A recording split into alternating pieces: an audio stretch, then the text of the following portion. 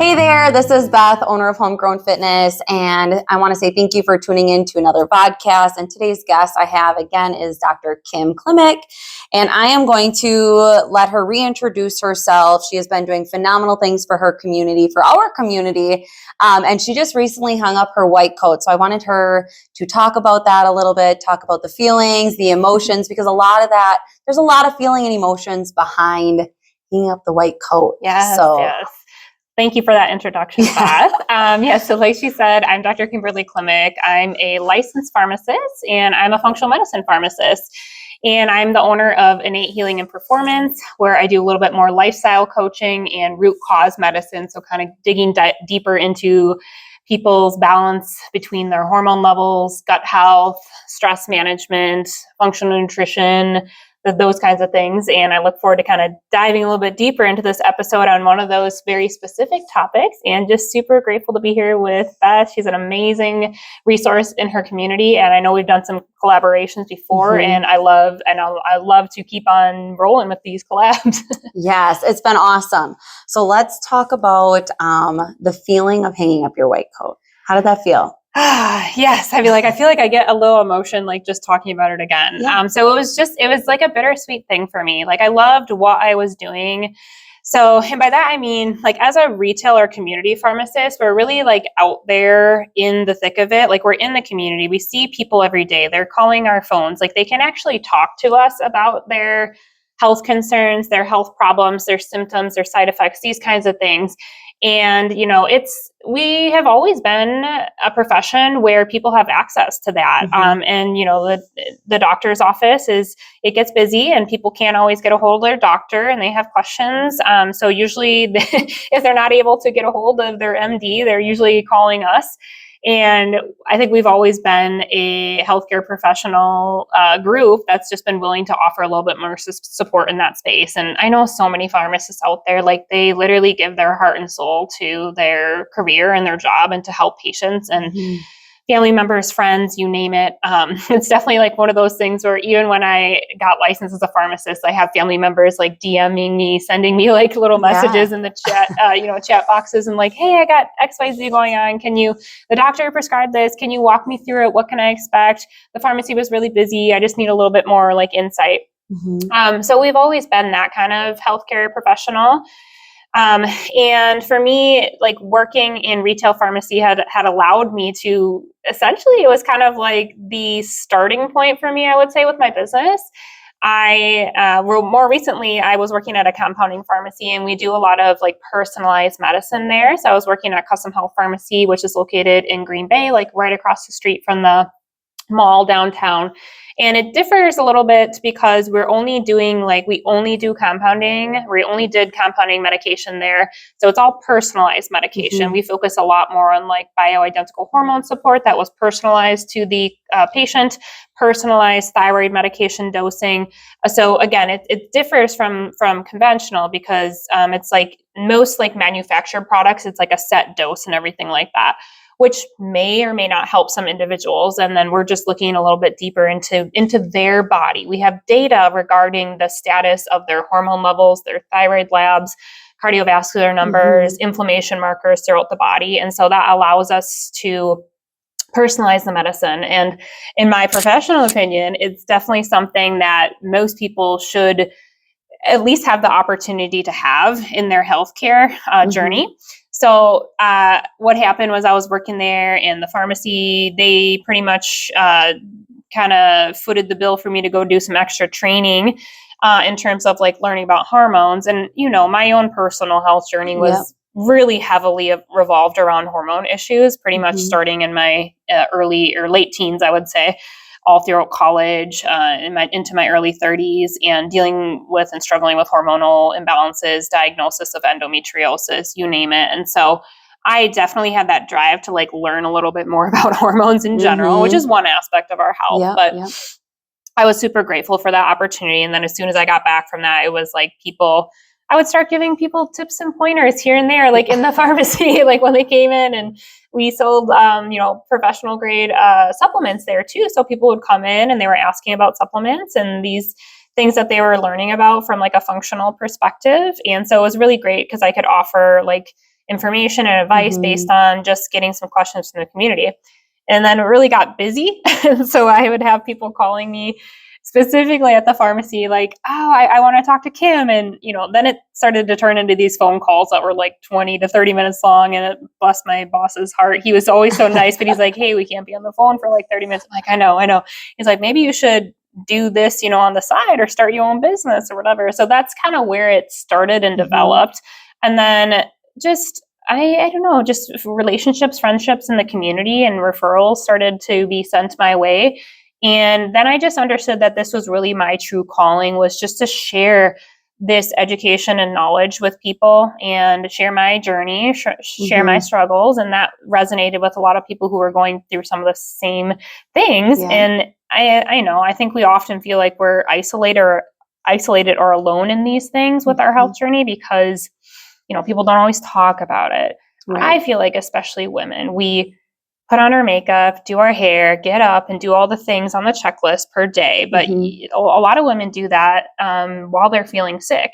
Men too, but it's just really like I have come into the space where like your health and your symptoms in your body, they all matter. And you don't need to feel like you need to continually suppress that. There's options and avenues for you to feel well. And that's why I love partnering with people like you, because we are just here to help you on your health and wellness journey and help you feel the best that you can. Because if you're ultimately having symptoms, like that's your body just telling you that, there's something off. And we're just here to dig a little bit deeper into that.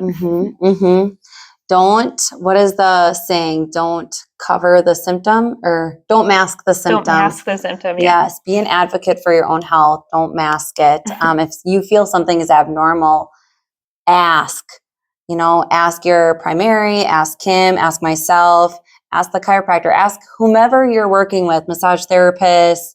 Because if it's just not normal feeling to you and you feel like something more should be done, take the steps to get the answers. So today's discussion is all about gut health and hormones and diet culture today. And I've learned a lot within the past year from Kim about gut health and the importance of gut health. And she is my gut gal. And if there is anything that I have gut questions on, I am going to direct my questions to her. So why not do a podcast about it? So we've been drawing a lot more focus and the importance of our gut health with everything that's happening in today's world from diet mentality. So did you want to give us a little gut 101? I say gut 101 because this could be a whole podcast in itself. So we're going to try to make it short and sweet to the best of our abilities.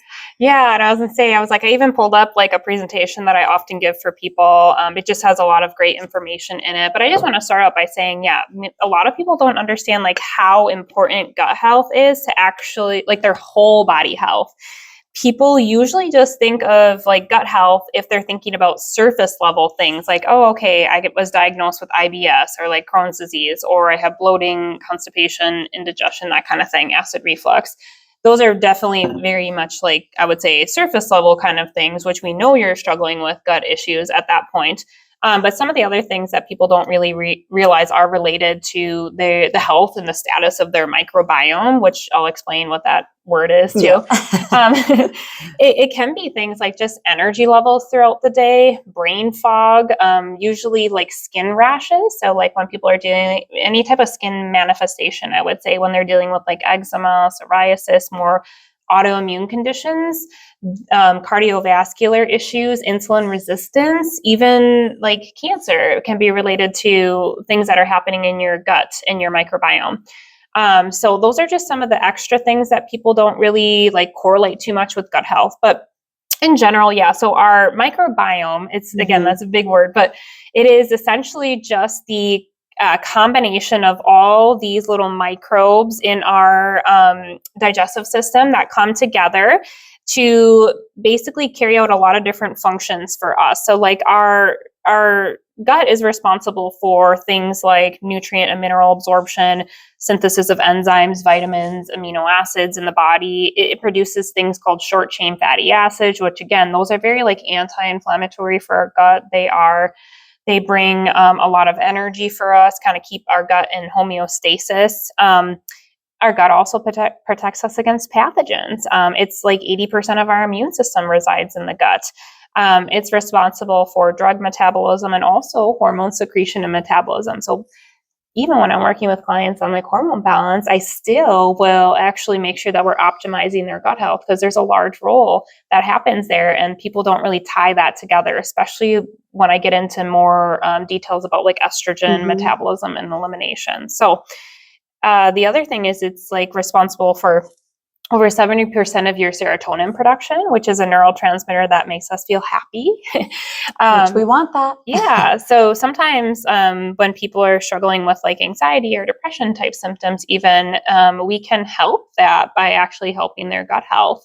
Because more often than not, there's definitely like a lot of people have different insults to their gut health, which we'll dive into a little bit of more about that. But that's the overall role of the gut microbiome. Would you say, like, with gut health, let's kind of talk about like the parasite cleansing and the different liver cleansing, and like the traditional, like what we do here compared to Chinese medicine. Like I've heard a lot about trying to bring Chinese medicine and that structure here and how it's beneficial to us.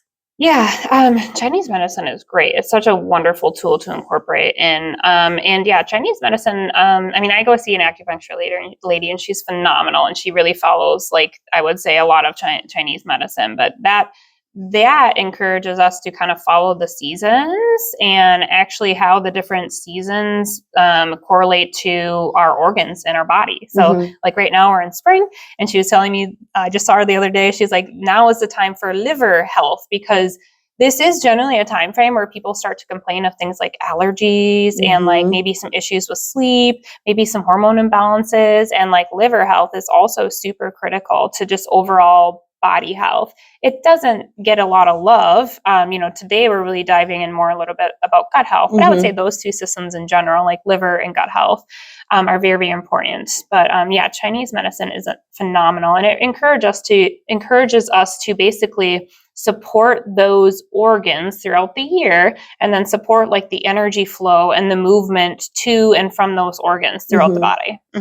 What would you say are some good foods, with it being springtime, to maybe start implementing to help with like maybe start of detoxifying the body? I mean, obviously you have the protocol to help with the cleansing process, but what are some things that people could possibly start implementing now without doing the cleanse now? Yeah, I was going to say, so we have done like our core restore, like liver flush, and there's like a 7 to 14 day one, which, we can always talk about that. But what I always encourage people to do is, you don't think about these things until it's actually brought to your attention. So when I'm talking to people about like period pains and hormone balance and like allergies and just kind of like constipation is like a huge one, you need to support the liver.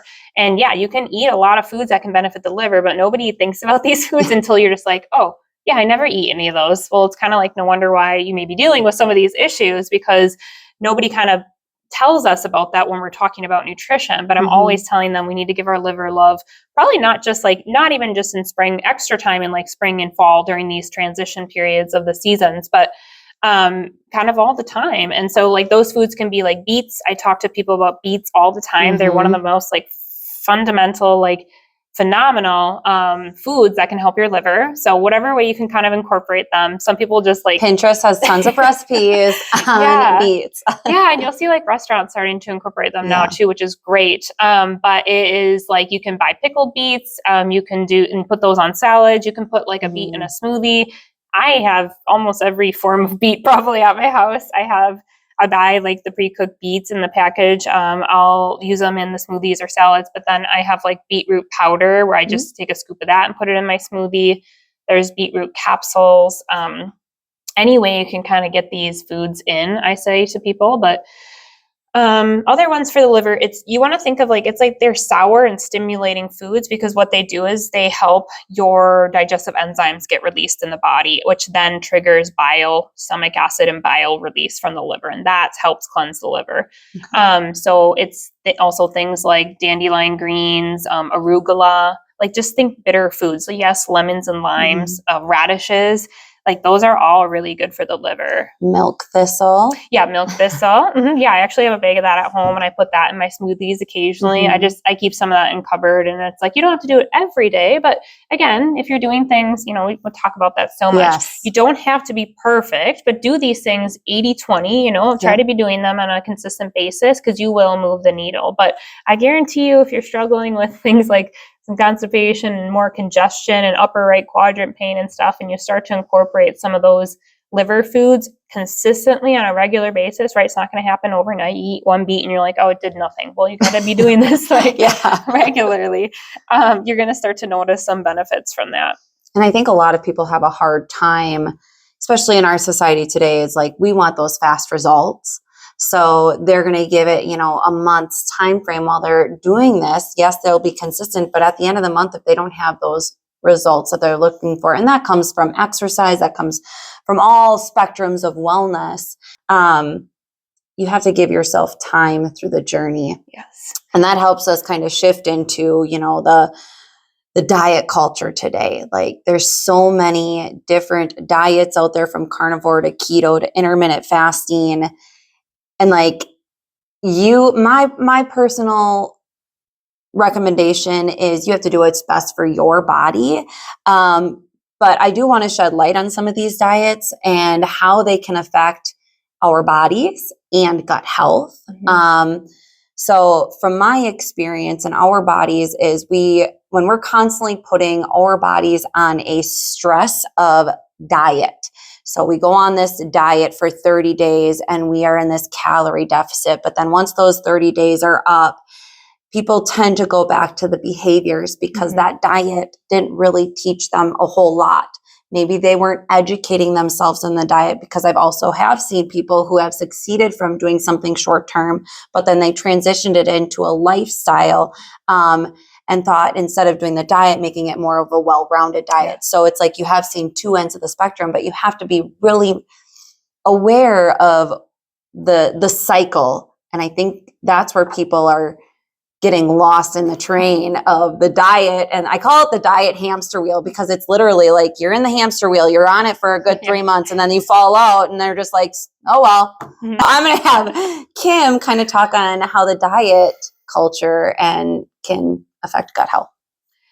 Yeah, I mean, Beth and I literally have like sent each other voice messages regarding this. So we'd be like, oh my gosh, I had a client come in the other day and they're just like super hung up on like weight loss and like intermittent fasting and these other like gluten-free and dairy-free and all this kind of stuff. And yeah, here's my profession. People always want to know, what's your Kim, what's your opinion on intermittent fasting? What's your opinion on XYZ? These kinds of things. And my answer is just going to be the same over and over again. I just feel that, okay, if we are dealing with a very like in your face type of like autoimmune condition, your body's in a flare, you got so much inflammation, we got gut issues going on, which, we'll talk a little bit about that a little bit deeper, but like of how you can kind of acquire these things, especially like autoimmune conditions and how they're related to gut health. But if that's kind of going on, yes, like you probably will benefit from giving your body a little break from like gluten and dairy, especially processed dairy. Yeah, I'm not advising people eat that regularly at all. There's just a lot of chemicals in our food supply. So I'm always encouraging people to get like whole foods as best as you can. If you can't afford like organic, like clean your vegetables with a nice like apple cider vinegar rinse and those kinds of things. Have a little garden for the ones maybe that are more pricey, that kind of thing. And then, quality dairy. Like you need to get like organic. I mean, dairy really is like, I don't know. I tell people I don't buy shredded cheese. I literally will shred my cheese because I know that they put preservatives to keep the cheese when it's shredded. It will not last as long unless they put these chemicals in it to make it last longer on the shelf. So that's just something I'm unwilling to compromise on. And I'm like, okay, if it takes me an extra minute to like shred my cheese at home, like I will do it because I know how much this will benefit my body.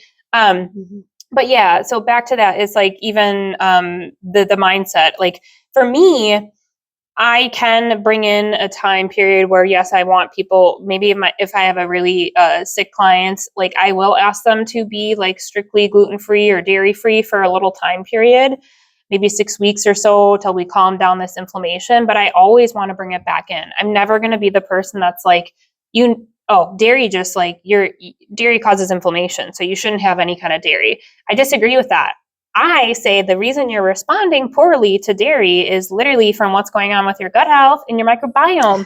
Because unless you have, yes, people have anaphylactic reaction, right? Like they get swelling of the lips, swelling of the throat. Okay, yes, you have a true allergy to that food.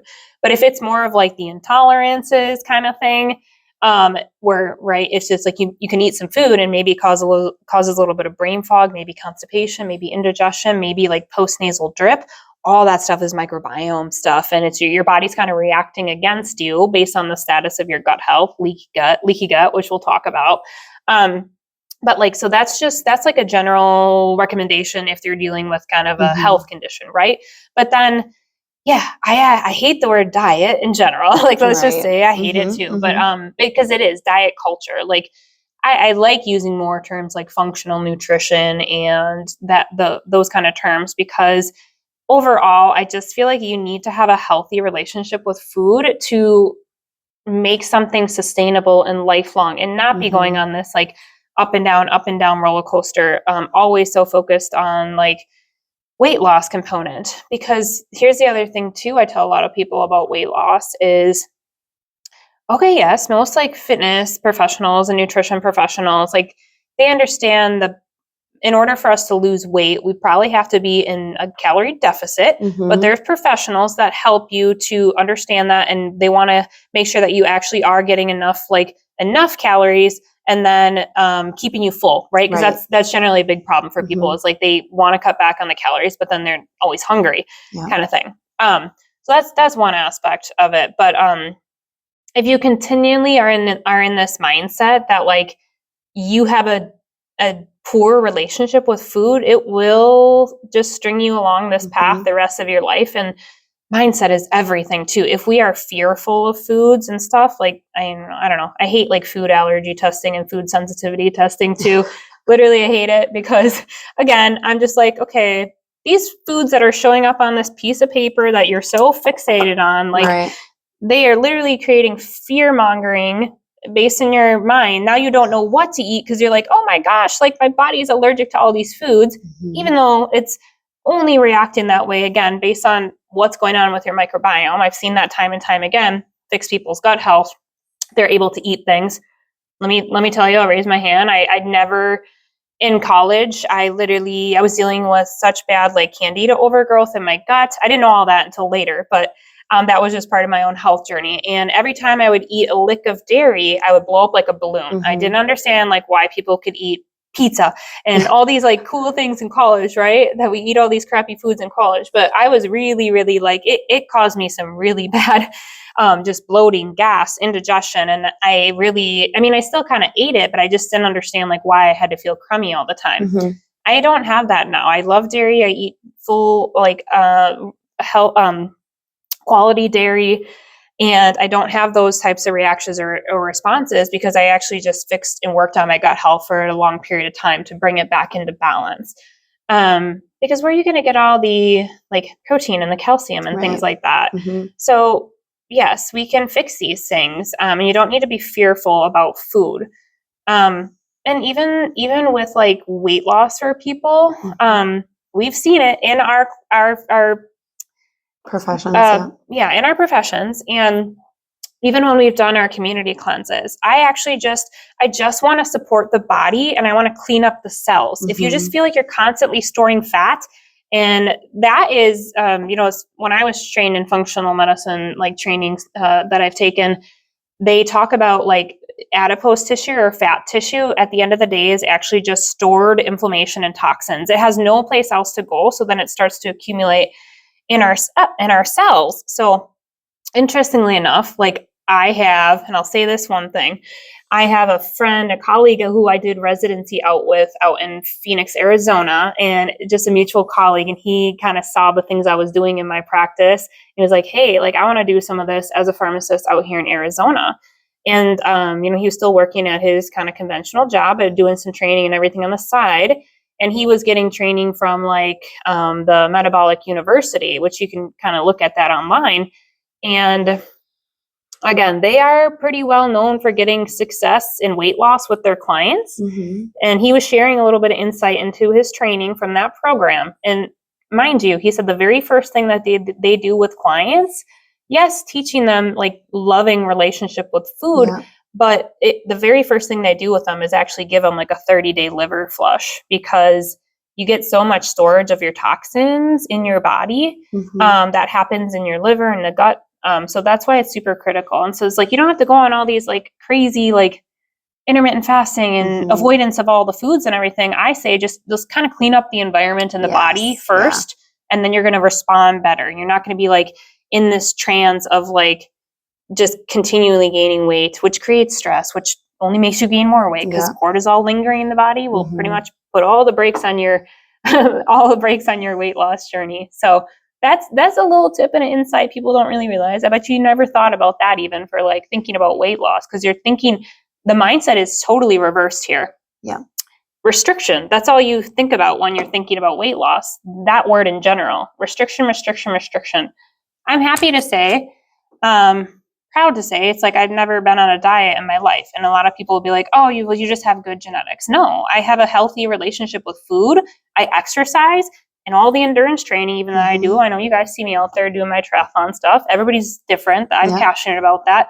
I fuel myself for that. I eat food. I eat lots of carbs. I haven't gained a single pound from all the carbs that I've been eating. And again, everybody's gonna be like, well, you haven't hit that time frame, menopause, whatever. Like, let's have a discussion about that too here in a minute, about prepping. You got to prep your body. Like, you got to get in this mindset now, get on this train that we're talking about here, so that you're not in a state of just like panic and emergency way late in your life. You got to start to care about these things early, and we're all about prevention. So I've been talking a lot. I'm going to talk a little bit here. I want to shed some light on and talk more about detail about that calorie restriction. So in my realm of work, I see a lot of men and women, more women than men, come wanting to lose weight. Now, the common cycle is they're eating probably under 1,000 calories, because they think the lower the amount of calories, maybe 1,200. My eyes are bulging. Yeah. It's very common for women to be already in a calorie restricted diet. And I think a lot of it stems from the social media, and they come in, they're in these calorie restricted diet plans already, and now they're adding exercise to that. Your body is in this form of reserve. You've been doing this calorie restriction of eating only 1,000 calories for say 3 months. You're doing mindful movement. You're in this plateau. You're not getting anywhere. Well, no wonder why you're not getting anywhere, because now you're adding an exercise thinking that's going to help you. Well, you're already in a high stress state. So that's, again, increasing cortisol levels. So now you're in a calorie restricted. You're adding exercise. You're already in a high stress state. Your body is in that fight or flight. You're not going to lose any weight. So this is where the healing. It doesn't feel safe. Yes. We talk about that so often, especially with like my perimenopause and menopause women. Yes. And I have their cortisol patterns. I'm like, right here. Yeah. You can't deny this. And I just want to like shed light on that, because you have to heal the body first. And that's how gut health, that's liver health, that's taking in the adequate amount of calories. That's mindful movement throughout your day. Once you start taking in the adequate amount of calories, 1,200 to 1,500. I mean, if you have muscle mass, that's going to be a lot more, but just to slowly implement more calories into your day. And these are whole food calories. These aren't just those simple sugar calories. You're going to feel so much more energized, and your workout is going to be better. And then when you're working out, you're probably going to need more calories, and that's scary. And I think that's what people have a hard time with, is adding more food. They have a fear of adding food because they're fearful of gaining the weight. Yeah. And that's all stemming from this diet culture in society today. And when we're talking about menopause, as we age, aging is part of life. Our muscle production is going to decrease 3 to 5% once we hit 30. So what is the best way to help delay that sarcopenia of muscle decline? It is resistance training. Yes. And if you look at the everyday individual, they drive either 30 to 40 minutes to work, or now they're working at home. So their movement is not going to be as high. Then they're sitting at the computer for most of their day, unless you have a walking treadmill and you get up at lunchtime or you're taking stairs. And then they drive another 30 to 45 minutes home. And if you have kids who are in sports, what are you doing? You're probably sitting in the bleachers for another 2 to 3 hours. So most of your day is sitting. So now we're sitting, we got tight muscles, we're not moving our bodies, we're in these high stress states, we're not taking an adequate amount of calories. Just imagine all of this that's happening on the human body. And then we question why chronic diseases are rising.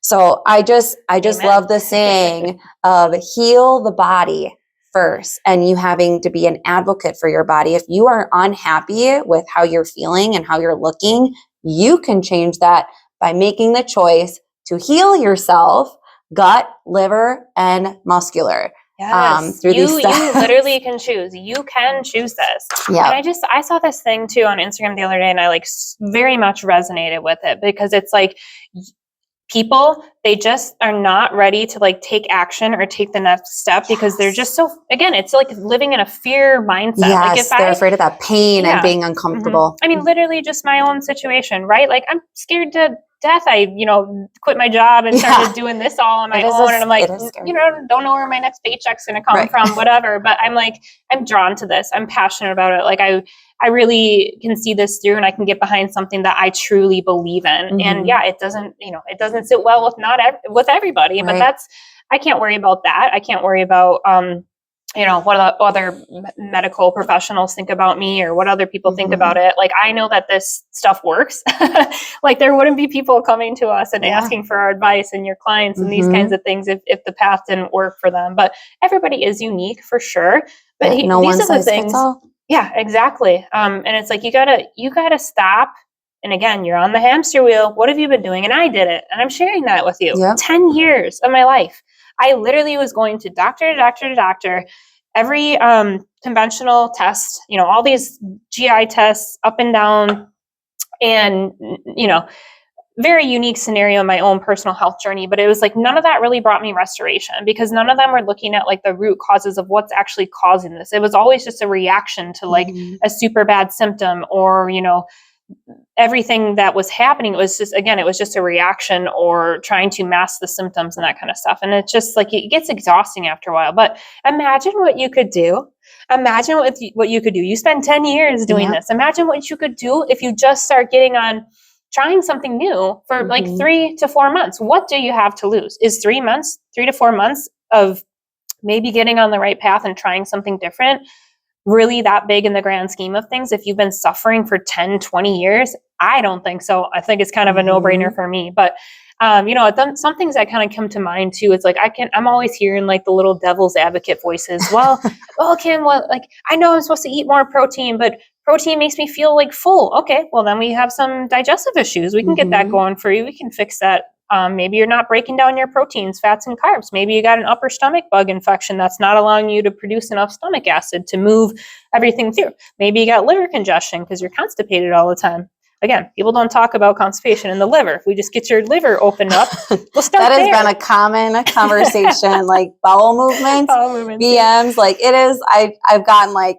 probably within the past 2 to 3 weeks, like a few clients will send me not pictures, but they will text me and be like, they will give me an update. And I just love that, because in our household, it's like a common conversation. I love the wins, and I love those. I'll get client messages in my portal and they're like, oh my gosh, Kim, I'm having so much better more poops during the week. I'm like, yes. So it's important. Make sure you poop in. Like, yes. But, some of these little things that are holding you back, like there is people that can help you out there that are like professionals and experts in these things. And maybe you just haven't had the opportunity to hear this, and maybe it hasn't been put in front of your face, but somehow, whatever, the universe is here telling us like we were meant to tell you this today, and that you can start like your health journey at any time. Literally have clients, like I have clients in their younger years just kind of starting out. Then I have I think my oldest client's like 90, and I'm like, this is phenomenal. Like, I love that you care about your health, and you're not really letting like society put these labels on you. Oh, it's all due, I feel this way because it's due to aging. That's some BS. Let me tell you that, because there's some phenomenal people out there who feel great at the ages of 70 and 80. I don't know, I go to these triathlon events, I'm like looking at this 70-year-old doing a freaking half like Ironman. I'm like, you are phenomenal. Yeah, like, it is remarkable. mhm. Just on when people start implementing that type of stuff, the quality of life changes so much. And it is hard to like shift people's mindsets and to feel that way, because like you were talking about, it's the pain and the suffering that people have to go through to get there. And that uncomfortable zone they don't like to put themselves into. Yeah. I was just thinking about like, Or comparison too. or comparison. Right? Yeah. Like, Yeah. Talking about like the fueling process of doing these activities. I think too, talking about like food consistency is important. We've talked about like hunger triggers and hunger cues in the past. And that's something that I've really been trying to work on with my clients, is when they are in these calorie restrictions for so long, they lose these hunger triggers. Like, we need that trigger to let us know like we're hungry. Like even in med school training and everything, they tell you if you don't use it, you lose it. So literally, if you're trying to starve like yourself and your gut, like it's gonna, all the digestion is gonna slow down. So I think what frustrates me too is people say, well, I'm not hungry, so I don't eat. Yeah. You know, and it's just, but you've been sitting at your computer and haven't moved for 5 hours. Of course, you're not going to be hungry. Yeah. And then on top of it, when you are hungry, what foods are you selecting? I think that's important too. Like, are you selecting a granola bar, or are you selecting like a complex carbohydrate, which a complex carbohydrate is something that's going to be a slow breakdown, and pairing that with a protein.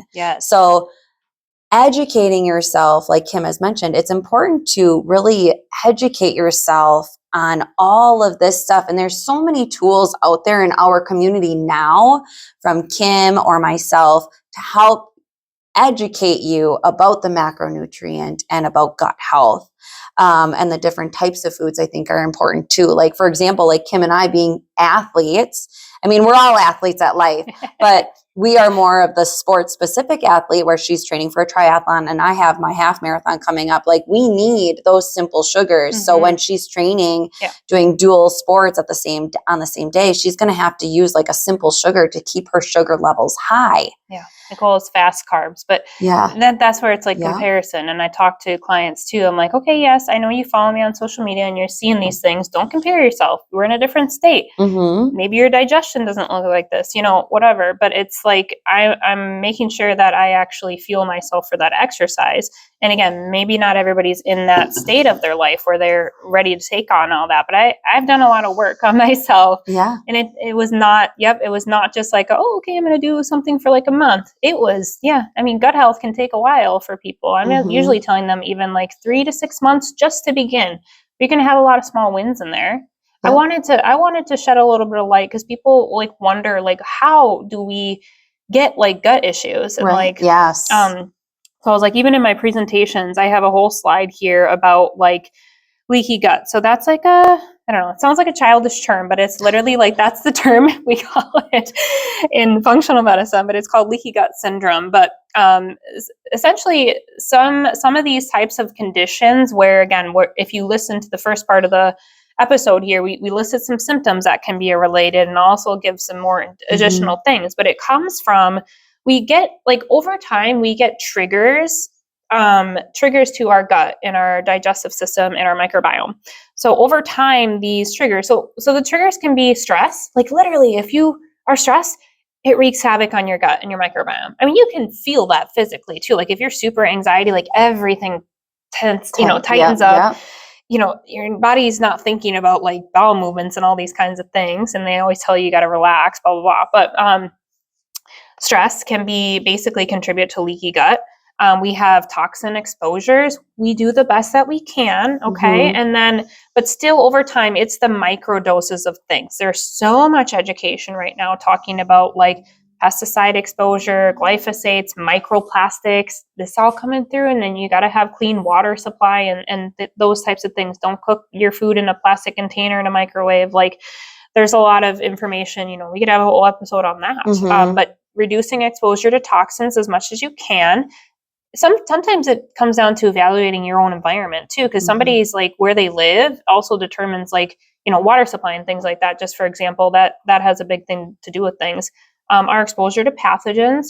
we have every day, there's germs everywhere, okay? And depending on the health of your gut, that helps prevent basically like the scale from tipping. Like, do you have a strong enough immune system in your gut? Do you have defense mechanisms in place? Do you have enough good bacteria that will always fight off these bad bacteria? Because if they're down, and like the little arsenal in the army is down in there, you're going to be more prone to getting sick all the time. We have exposure from, unfortunately, prescription medications can cause damage to your gut lining. And then we talked about exposure to infections, and sometimes that can contribute to, over time, like our gut is supposed to be nice and tight like this. In our lumen, like the intestinal tract is supposed to be nice and tight, okay? And over time, all those little insults that we just talked about, they kind of poke holes into your gut lining. So that's where the term leaky gut comes from. And then it becomes leaky where there's these gaps, and it's not a nice tight junction where there's defense mechanisms and the body has the ability to do like what we call active and passive transport of these things, where your body's like, if the gut lining is nice and intact, your body says, okay, I can absorb these molecules, these food particles, this medication, whatever it is, it can absorb it. It can then do its little checklist process where it identifies if it's good or bad, and then it knows what to do with that substance. Whereas when you have the leaky gut, things like food particles, the molecules, toxins, they seep into your bloodstream.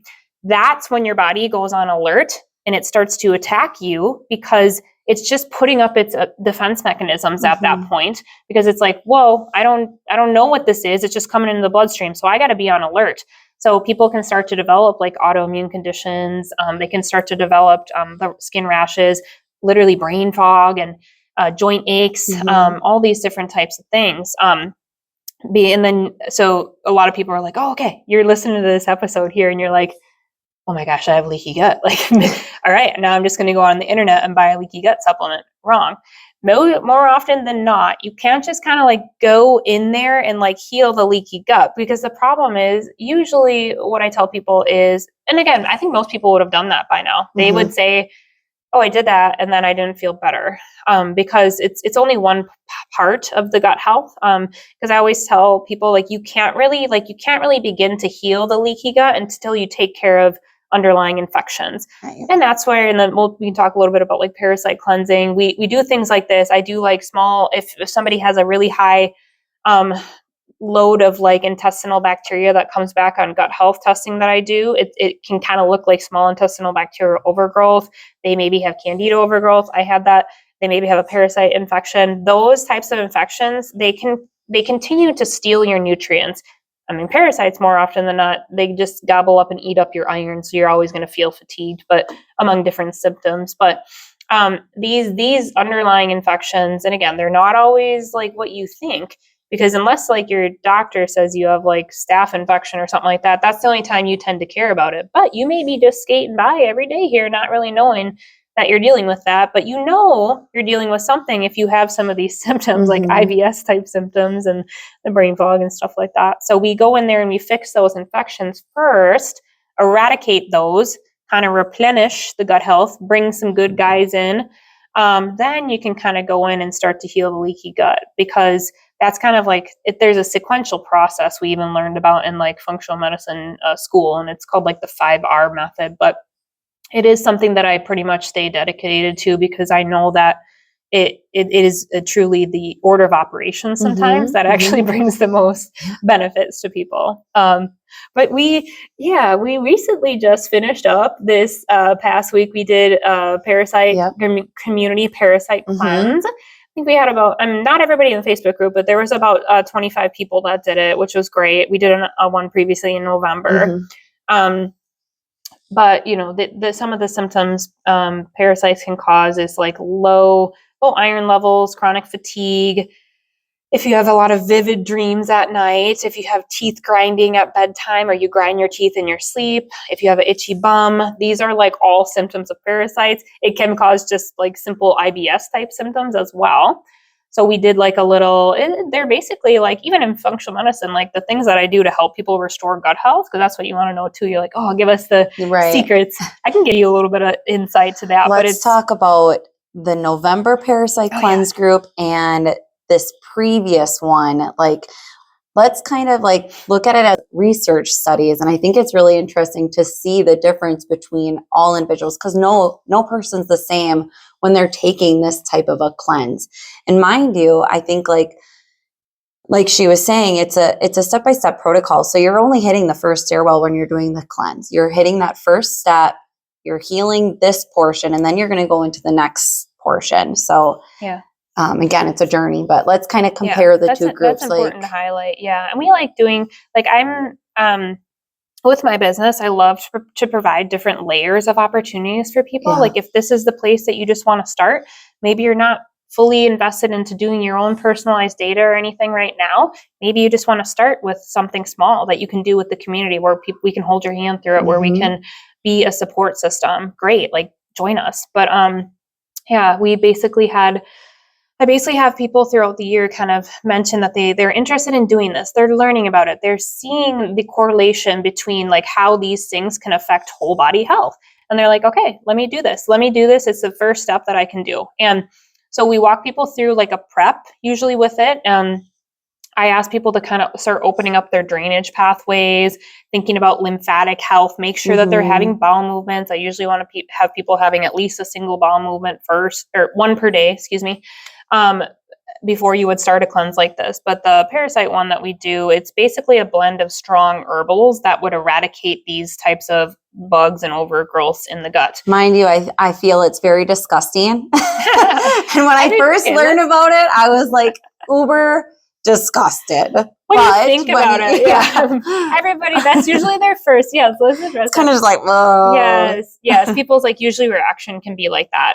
But when you parasite cleanse, I will say, like, a lot of time the organisms are like dead. They're not just like live organisms coming out of you because you've killed them off. So you're usually just releasing them in bowel movements. And a lot of people, I would say after November, I had shared in my newsletter. So if you're not following that, you should follow my newsletter from my business website. But I'll put in the link below. I had shared 10 testimonials from people who had done the parasite cleanse with us in November of the benefits that they received from it. And it was things like, oh my gosh, Kim, like, I was releasing some things in my bowel movements. I was so skeptical. I was so skeptical of this. Like, I didn't think, like, I was too. Let me just tell you, like, before I dove into like root cause medicine and all this stuff, I just felt I had nothing to lose based on so much years of medical trauma. I'm like, whatever, let me just try some of this stuff, because I hate the word cleanse even, but that's just kind of what it is, these kits and things like that. But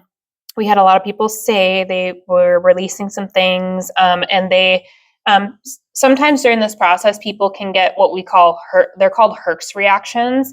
It is basically like Herx reactions. It is basically like symptoms that come from the die-off of microorganisms. So I always explain to people, like, okay, if you squish a bug, I tell this to my clients, if you squish a bug and all like the green juice comes out, right? Those are like toxins from that bug. So when we are killing off the bugs, this is a medical terminology. They can release endotoxins, which can make us feel like more fatigued, maybe body cramps, maybe a headache, maybe some nausea.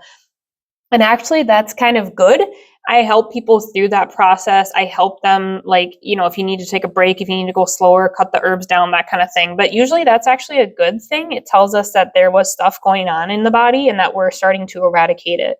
And we support the body and listen to your body through that process. But more often than not, and again, I did this with, like I said, about a group of 30 people, and most people tolerate it pretty well, starting to feel better usually on the back end of the cleanses. But then generally, if your body was dealing with parasitic infections, usually the couple days after and the week after, you're going to start to see improvements in bowel movements, energy levels, less brain fog. You may have like gotten a rash like during the cleanse, but then it goes away, or like you were dealing with some eczema or something like that, and then it kind of goes away.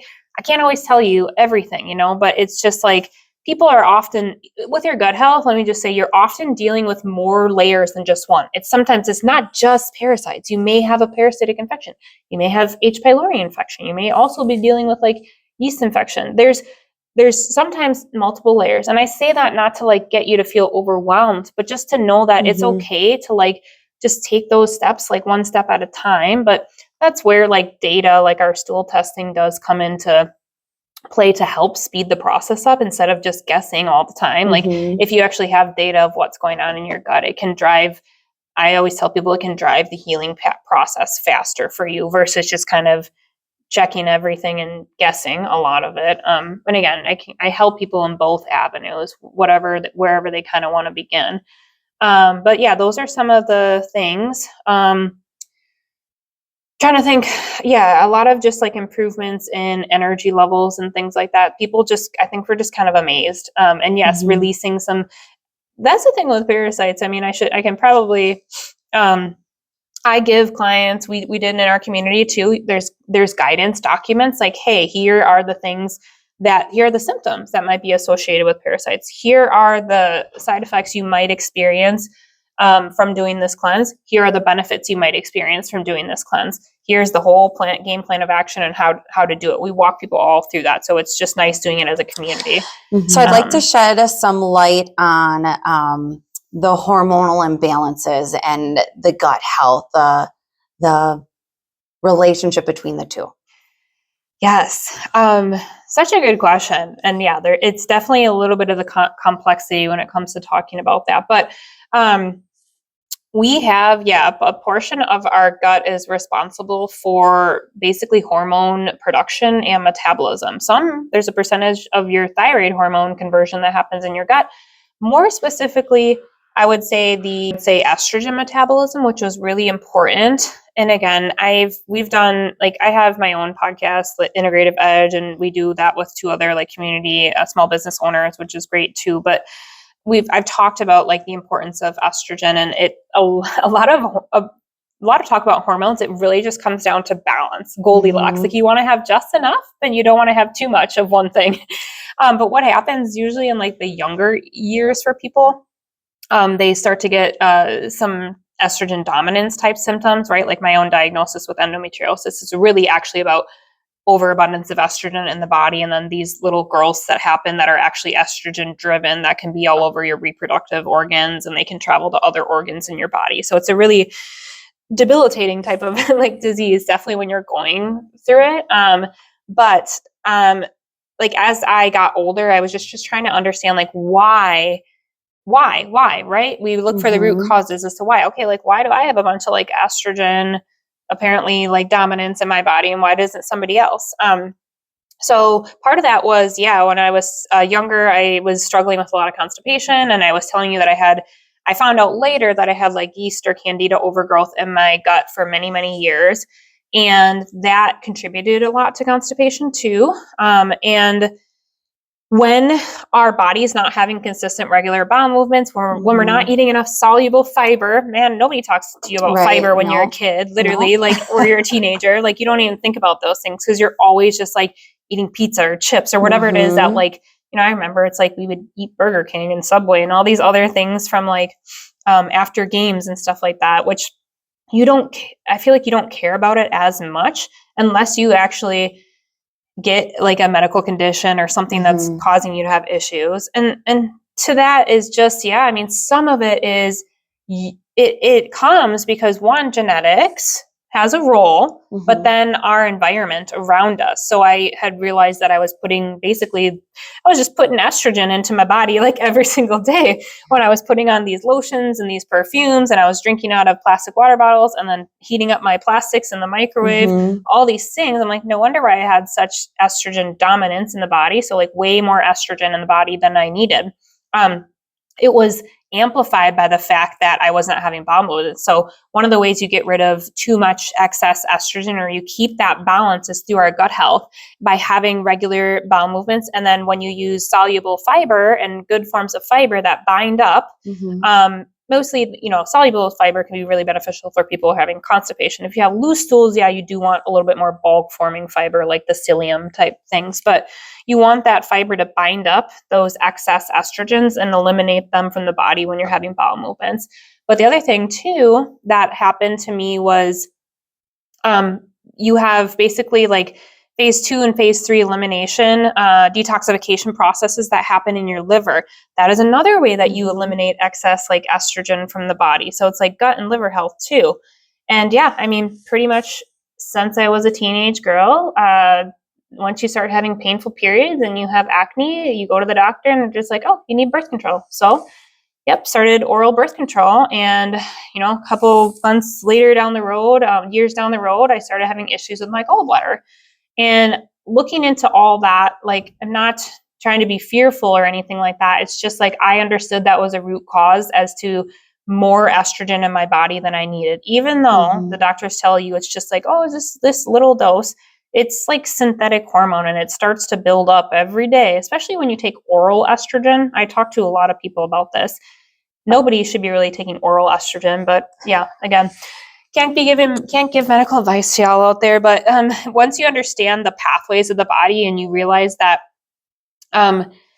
just even that little dose of oral estrogen every day, it basically goes through in pharmacy school, I learned about this. Like it goes through this first pass effect of the liver, and it's not just a little microdose. It basically explodes into the body and has more of a tendency to be metabolized down a bad estrogen metabolism pathway, higher levels of something we call estrone.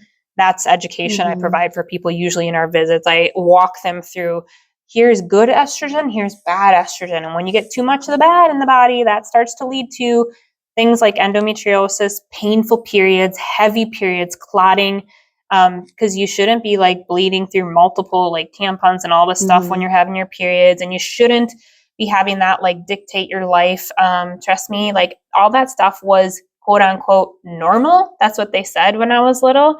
Now I know that that's not true, and you can absolutely help your body with these things. I feel like I'm definitely getting off a little tangent because it's something that's super near and dear to my heart. So let's talk about the ovarian cyst, because I feel like that's pretty common for a lot of women too.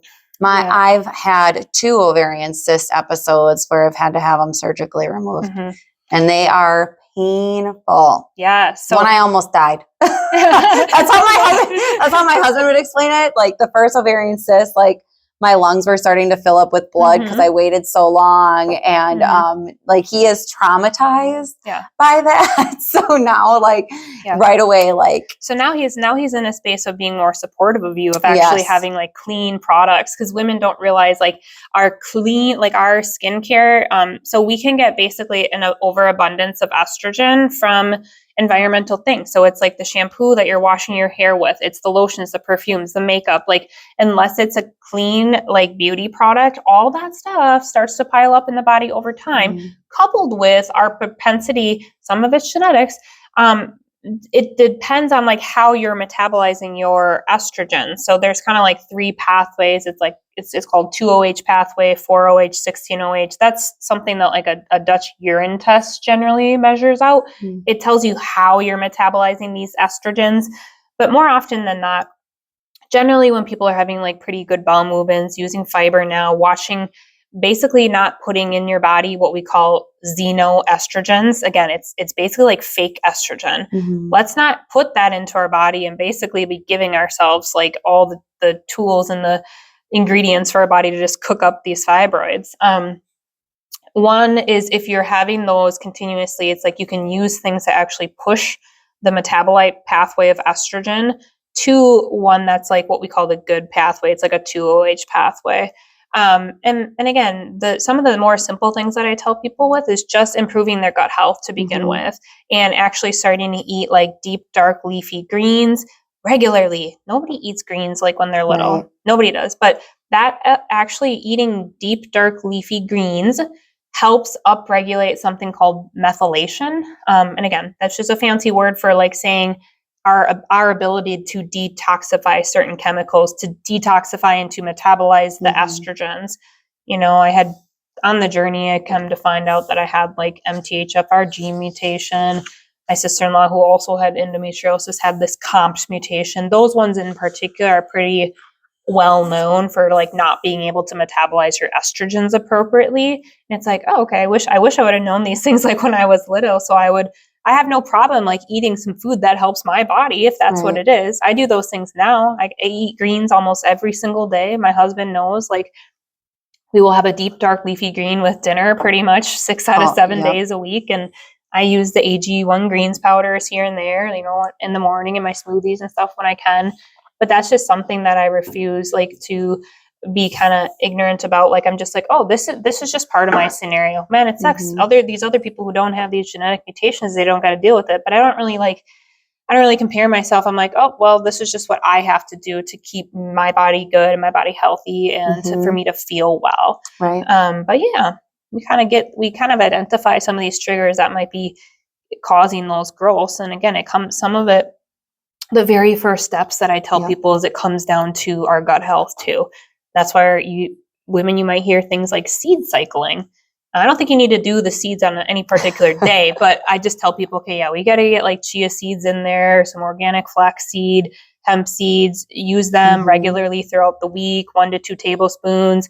That'll all be good soluble fiber. And if things are not moving along, we fix your liver health and fix your digestive enzymes, those kind of things. But we can get all that moving. Nobody's like, I don't know. Sometimes I just think I was in the depths of the depths and the depths with my own health situation. And I always just like sharing like where I'm at now. And I'm like really grateful for my body and what it's able to do now. And I just am like, imagine if you wouldn't have been an advocate for your own health. Yeah, right. Like, where would you be today? Well, let's not focus in on that.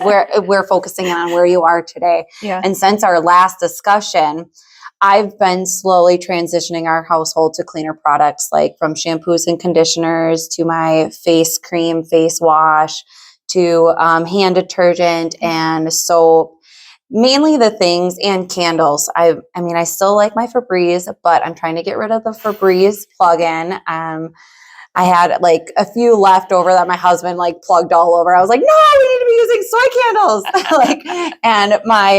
I am blessed to have my childcare provider. She actually makes homemade candles that are soy-based using the essential oils. So, oh my gosh, there's so many like great local like people. And I use small businesses. I use my gut gal. My other individual, her name is Regen Juices. We're enjoying the juice today. Yes, she makes juices from scratch, just based on her personal journey and how she got to this. Is amazing. But she's local too. So I'm going to put some of that stuff and the people that I've been connecting with to help shift my health over in the description below. But I really want to talk about the power of macronutrients within our gut as well, because again, it's that educational piece that people are missing out on. It's important to shed just a little bit of light. Again, this can be a whole different podcast, but if people get scared when they hear fiber, because like, especially if they're again, we go back to constipation, but literally if you're constipated, we numero uno just got to get you having bowel movements and you're going to start to like eliminate toxins and bad estrogens and all these things much better. But like we talk about like good forms of fiber and what's needed based on if you're having like loose stools or chronic constipation, but you need fiber. You need fiber. I think, too, when you're exercising, like protein is a big source too. Like for the individual who is on a weight loss journey, I think protein is important in your diet to sustain muscle mass. The complex carbohydrates, that's where you can get fiber from, along with those greens and the vegetables. Fats are hormone carriers. We need fats in our bodies. And I think a lot of times when people get scared, and that's where like that stigma of fear of foods comes in. You just have to really educate yourself on these macronutrients and the importance of it. And I mean, I went through that as well.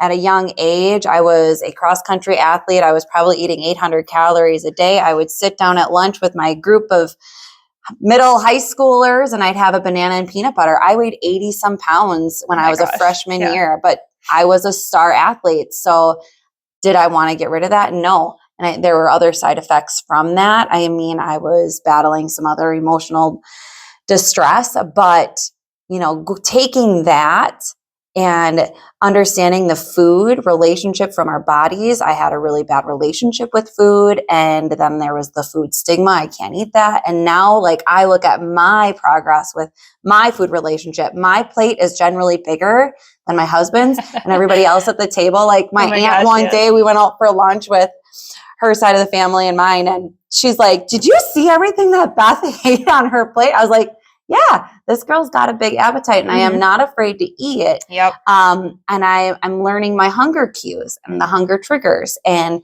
when I'm full, when I'm not full, it might just be, I also need to drink while I'm eating, because a lot of times people aren't drinking fluids while they're eating as well. So just like carbs aren't bad for you. We need carbs in our diet. We need fats. We need proteins. Don't eliminate, and do what's best for you, I think is important.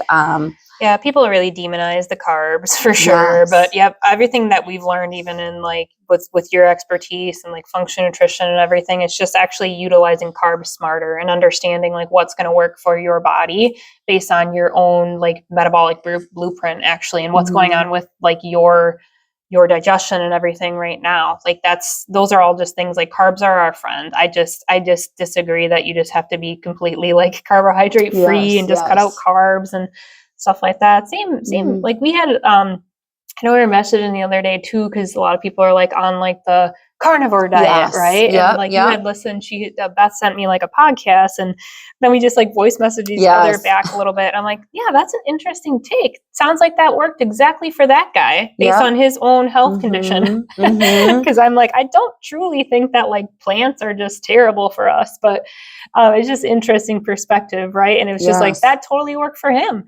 But and that's what's happening out in the world today, is that there's so many people sharing what's working for them, and let me help you with what worked for me. It's like, let's not push this on other people. Let's say, this is what I've been doing, but you need to do what's best for you and your body. There might be some other things that are going on. Yeah, exactly. Yeah, you kind of hit the nail on the head there. And even when we're working through this health journey, I always tell people, and like you were just talking about it, like changing up your products and stuff at home, like it's okay. Just start with one thing, okay? Like even if you're just like, the whole purpose of this episode is not to like overwhelm you, but to educate you. Find some piece of information in this episode that you're just like, oh, I resonate with that, and I'm going to start here. Like, and I tell people that when I'm talking to them about like endocrine disruptors and like the xenoestrogens, and it's like, I get a lot of like sighs, and people are like, oh my gosh, Kim, but they're just everywhere. Like chemicals are just everywhere. And I'm like, I know. But like, all we can do is literally just do the best that we can and try to make a conscious effort to choose a clean product. Maybe you're just like, okay, wow, I'm sitting at home and I got all these Bath and Body Works candles. Like, okay, well, maybe like when you run out of that, you're going to make a choice to start buying some clean ones. Okay. It's like, you know, they're kind of bad for you, but it's like right now you're not willing to make a change in your life, but you can move the needle. I would still say very slowly and very like admirably, if you're still making like some efforts, one thing at a time. Okay. It doesn't always have to be this like huge change. Everything that we talk about with like goals, and I think we had a whole episode on like actionable like steps to take and realistic goals. And it was like, hey, you got to start with these micro goals first. You can't just like jump all the way to the big goal without any type of like action plan in place, without any like little milestones along the way. Like, you know, I always see that with my own like stuff that I do with triathlon. I'm just like, okay, here's my ultimate goal. Like I really want to be like under this time in a race, and I really want to be podium and this kind of stuff. And I'm just like, well, all the work has to be done back here behind the scenes, not with all the glory. I just got to put in the work and the time and keep my head down and do the things that I'm meant to do all the days leading up until the race, right? And like the race part is the fun part, the ultimate goal, but it's like none of that will be achievable if I don't put in the work like behind the scenes. Same thing applies to like so many things in health. I feel like, you know, don't get sidetracked by anybody else's things. Like I don't look at people's scenario and just be like, oh, okay, well they have everything in life and they're just lucky and whatever. I just say, oh, like now the mindset is like, okay, they must have worked hard for that, or okay, whatever, maybe they didn't work hard for it and maybe they just got it. But I still don't really like, I don't focus on like comparison you like can't that. Compare. Listening to a podcast during my run was, you can't always focus in on willpower. There's cracks in dedication. So it's the consistency that matters.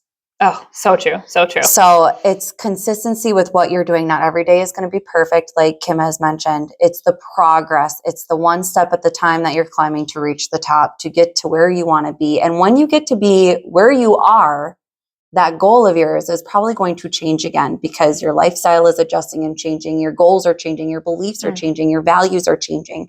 You as an individual, through this whole process, you're changing, and that's okay. That's part of life. Yeah. Oh my gosh. We're meant to evolve. I was like, we're shaped too by like our experiences and things. And that's totally okay. And again, that's where I just say to people like, oh, well, maybe this friend of yours doesn't think this way and have a mindset about this way because they haven't experienced XYZ that you're experiencing. And that's going to shift your mindset about like what your primary focus is on. I wanted to like say one thing too, because like we talk so much about just like the love of like whole foods and nutrition. And I thought briefly, it just kind of popped to my head too, is like a lot of people will say things like, oh, I just have like really poor willpower, or like I just like want to eat all these sweets and stuff like that. Interestingly enough too, that's where I wanted to highlight a little bit. Like sometimes I tell people like there's such a strong like gut and brain connection that like if you are struggling with some gut imbalances, like these microbes will literally send signals to your brain to make you crave sweets extra. They will make you like want to eat all these like bad foods, because as you heal your body, and again, we want to try to be more like alkaline and not acidic and not like overflowing with toxins. We always talk about the toxin load on the body. As you start to cleanse the environment and clean up the cells and clean up the body, like your body will crave these healthy foods. That's how I am now. I'm like, oh my gosh, I can't wait till we're getting into summer, because I'm going to eat these like, I love making these summer like salads. Summer salads with like all the colors, because I'm like, you got to get the colors. But oh my gosh, you guys, you need to be following Beth for sure. I love her videos of like the meals that she makes. She's like, she gets it right up in there in the camera. And I'm like, look at this big, like wonderful, beautiful meal. This is like how you should nourish your body. And I love that. And I'm right there with you. I'm like, I think I'm eating more on my plate today than I ever have in my life. And I can't even, like, if I would have thought about eating the amount of food that I did when I was in college, it was like, nope, I was totally like that. We all get, I think we're damaged, battered, our women in this era. Yes. Oh my gosh. Everything in college was like, you buy low fat this, so you don't eat any kinds of fats. Like, no wonder why we had hormone issues. No wonder we all had thyroid issues. It's just because you don't eat a single piece of fat because you want it to look good in your outfit going out for the night or whatever. And it's just, you're saving all your calories through your beer and blah, blah, blah. Like, these are just terrible, terrible things like that we are learning about. That was a thought, and especially in college. Talking about that, I want to talk about the relationship of gut health and diabetes, specifically type 2. And, you know, like the gut and the brain have this connection, and it's not talked about enough about like the third phase of type 2 diabetes is kind of the onset of Alzheimer's. And I just want to talk about the correlation of gut health and diabetes, because type 2 diabetes can be reversible. Because it's all things by choice. It's behaviors, it's lifestyle patterns. And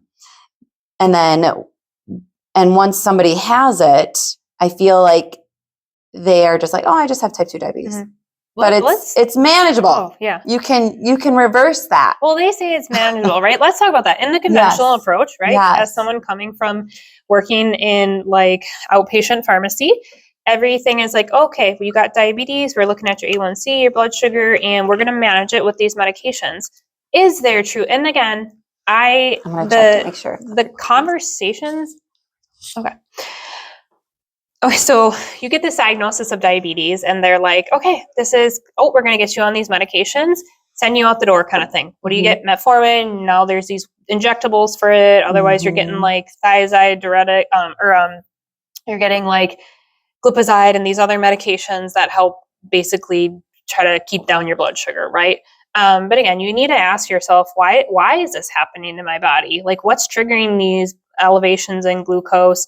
Not just masking it, okay? And then yes, like people, they get like maybe an appointment with like the dietitian at the health clinic, and they just go over their carbs and how all of a sudden you got to limit all your carbs now, right? Like you literally got to count your carbs, and that's like their education regarding diabetes. That's what I say to that. Because sorry. And again, if you're watching this and you're just like, oh my gosh, I did that. because I just witnessed patients coming into these healthcare facilities where I worked time and time again, just feeling defeated. Medication doses just going up and up and up. They would come and get their new medication doses, and all it would be was like discouragement on their face. And it's like, here I am, I'm smiling and saying, oh, here's your new medication, here's your higher dose of atorvastatin, here's your higher dose of lisinopril, how are you feeling? And when they're telling you that, like, oh, like, I'm not really feeling that great, doctor said like the diabetes is getting worse and we're just going to up my medication, like, that is super discouraging to me. I didn't know really what I was getting myself into. Like, I came to help people. Like, that is literally why I chose the profession. And again, my whole mindset shifted when I realized, like, when I actually got out into practice and realized that, like, the things we were doing were not truly helping people.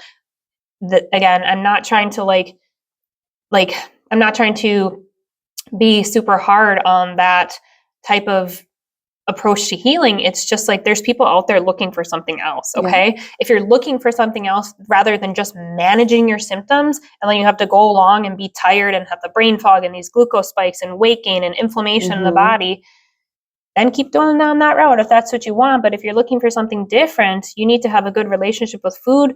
They're not educating people regarding things like seed oils and actually like adjusting like your view of food and nutrition and how that heals the body. And yes, sometimes again, these like insulin resistance and these the blood sugar spikes and things like that. First and foremost, you need to have a structured eating plan, and with the meals, you need to have things like healthy fats and fiber. The order in which you eat your food can actually help prevent blood sugar spikes. And I know so many people out there, because I was one of them, like, you're just go, go, go. So then you skip meals. Woo, there you go. You're going to be on a blood sugar like roller coaster all day, every day, if you're just doing things like that. Yeah. I really prioritize the protein because with being busy in my own career, like right now, I actually am like, oh, I'd rather eat really high amounts of protein at my 3 meals so that I'm not like having this little blood sugar dip, like create like, having the hanger like right before the next meal. I like to just keep my blood sugar balanced all day. And we're certainly the ladies, we got the snacks in our purses and everything, keeping these like protein and healthy fat snacks. But that's one element of it too. And I feel like if people are still like, okay, I'm learning about nutrition, I'm learning about how this affects my body, that's where some of the stuff with functional medicine comes into play. And it's like, oh, okay, like you probably just have like a higher toxin load on your body. Your liver is probably getting weighed down, and you may have literally blood sugar elevations from infections that are going on in your gut. That could be one component of it. Okay. And again, it's never just one thing. We got to marry all these things together and take care of that. But that is such a good topic that we need to talk about, because it's like, oh, I don't think it's getting any better. Unfortunately, we do all we can to help educate, but it's like, there's young children right now, fatty liver, and they want to give them like the shots and the injections for weight loss. And I don't know, that just literally brings like a tear to my eye thinking about that. And, there's definitely some people who are like, well, that's what my kid needs and whatever. That's because that's what the doctor said. And yeah, I just have a difference of opinion, and, I try to be gentle with that approach, but sometimes we can't be gentle. Sometimes we just need to tell it how it is. And that's, that's the truth. And people, if they can't accept the truth, then they're just closing the door. Yeah. And I think at the end of the day, you have the power to choose what you want to fight for, what you want to believe in, and everything. And I am really here to help people I support people on that path no matter what. Like, sometimes I'm right there for my clients, fighting for them, like fighting for their doctor to do XYZ. I'll fight the battles for you, I say sometimes. But I'm like, no, you do need XYZ. You do need these labs. We don't know what's going on because they're not running the right stuff for you. And so I don't know. I've had a really big, a thick skin about that. But that's just based on years of going to the doctor's office and having them tell you like over and over again that nothing's wrong and it's all in your head and you're just depressed and XYZ, and just kind of throwing Band-Aids at the solution. Like, once you go through that for so many times, you kind of just get over it. And I'm on a different path now, and that's okay. If people can't meet me there, that's fine. I just don't really worry about it. I just keep moving forward. Right. And that's the best thing. So that is how we're going to end. If you guys have any questions at all, I will have Kim's information in the description below along with mine. Feel free to shoot us an email. I also will have all the information for Regen juices and some of the product that I have switched over. Continue to be an advocate for your own health and stay healthy, my friends. Thank you. Thank you.